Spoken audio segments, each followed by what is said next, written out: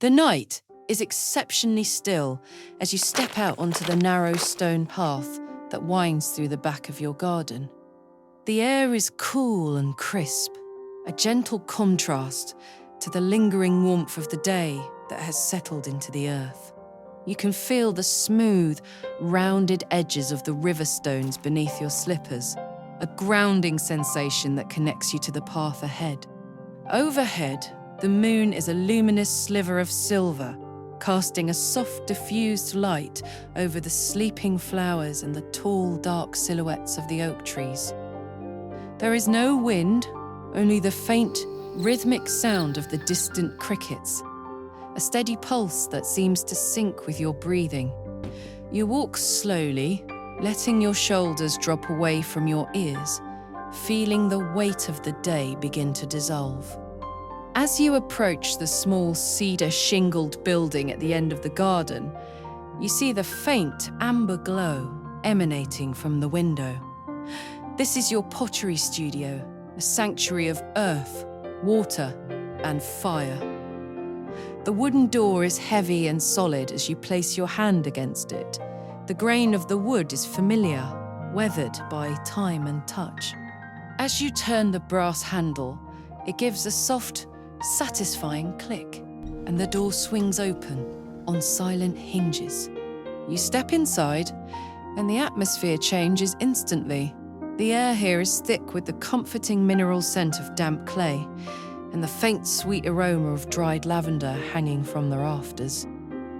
It is a grounding smell, one that reminds you of the deep, quiet places of the world.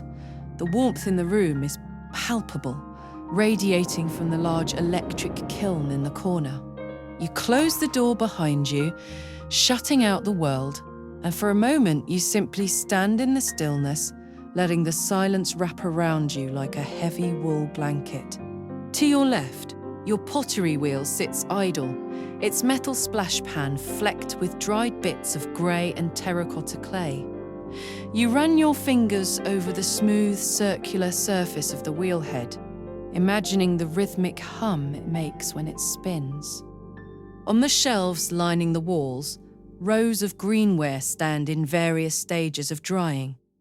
There are tall, slender vases with elegant necks, wide bowls with gently flared rims, and small pinched tea bowls that fit perfectly in the palm of a hand.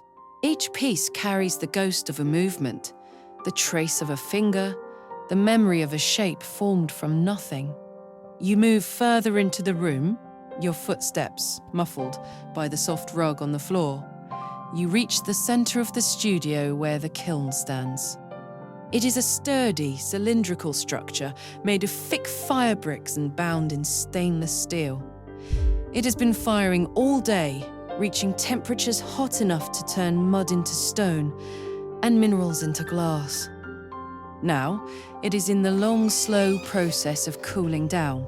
You can feel the heat radiating from its surface, a gentle, dry warmth that fills the center of the room. You find a small stool and sit down beside it, resting your hands on your knees. As you sit in the amber light, you begin to notice a sound. It is a faint, metallic ticking, like the delicate gears of a grandfather clock, or the sound of rain on a tin roof.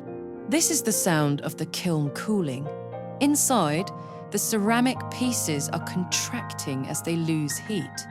The clay bodies and the glass glazes are settling into their final forms, finding their structural strength in the quiet transition. It is a rhythmic, sporadic music, a tink here, a soft clack there, as the molecules align and the stress of the fire fades away. You close your eyes and focus on the sound. Each little tick represents a transformation, a hardening of resolve, a settling into peace. You imagine the pieces inside, a deep forest green glaze turning from a dull matte into a glossy translucent sea, a crystalline blue glaze forming tiny, star-like patterns on the surface of a plate. They are hidden away in the dark, safe and protected as they transform. You take a deep breath, pulling the warm air into your lungs, It feels clean and nourishing. You think about the life cycle of the clay, how it began as soft, malleable earth, was shaped by your hands, and is now being forged by the heat. There is no rush in this process. The kiln cannot be forced to cool. It must take its time, moving at its own natural pace. You realize that you too are in a period of cooling. The busyness of your mind is beginning to settle, the sharp edges of your thoughts softening in the warmth of the studio. You get up and walk over to the small wooden workbench where a kettle sits on a warming plate. You pick up a handmade ceramic mug, one that you made many months ago. Its surface is slightly textured, with a thumbprint indentation near the handle, where your hand rests naturally. You listen to the sound of the water pouring into the mug, a low, hollow splash that transitions into a higher, brighter tone as the vessel fills. You add a few sprigs of dried chamomile, watching as the yellow blossoms swirl and dance in the hot water. The steam rises in thin, undulating ribbons, catching the amber light and swirling into the shadows of the ceiling. You carry the mug back to your stool and hold it between your palms. The warmth travels through the clay and into your skin, a direct and soothing connection. You take a sip, the tea tasting of apple and honey, warming you from the inside out. Outside the window, a light mist has begun to roll in from the trees, blurring the edges of the world. The garden is disappearing into a soft grey haze, leaving only you and the studio in a pocket of golden light. You watch a single droplet of condensation trail down the glass, a slow and steady journey from top to bottom. It moves with a quiet purpose, unhurried and calm. You return your attention to the kiln. The ticking sound is slower now, the intervals between the clicks growing longer as the temperature stabilizes. The air around the kiln is still warm, but the intense heat has mellowed into a comfortable glow.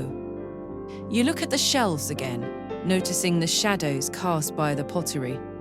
They are long and soft, stretching across the floorboards, like the fingers of a reaching hand. Everything in this room is at rest. The tools are clean and tucked away in their jars. The bags of clay are sealed tight, preserving their moisture. The wheel is silent. You feel a deep sense of contentment, a realization that everything that needed to be done today has been completed. There are no more tasks, no more deadlines, no more expectations. There is only the cooling kiln and the soft, rhythmic ticking of the night. You move to a large, overstuffed armchair in the corner of the studio, draped with a heavy velvet throw. You sink into the cushions, feeling the fabric against your skin. It is cool and soft, a luxurious texture that invites you to stay. You pull the throw over your legs, the weight of it grounding you even further. From here, you can see the entire studio. The amber light, the cooling kiln, the rows of silent pottery, and the window looking out into the mist. Your eyes feel heavy, a pleasant tiredness that starts in your limbs and slowly moves toward your mind. You watch the steam from your tea slowly dissipate until it is gone. The room is dimming as the kiln's internal elements stop glowing, leaving only the soft moonlight filtering through the fog and the small lamp on your workbench.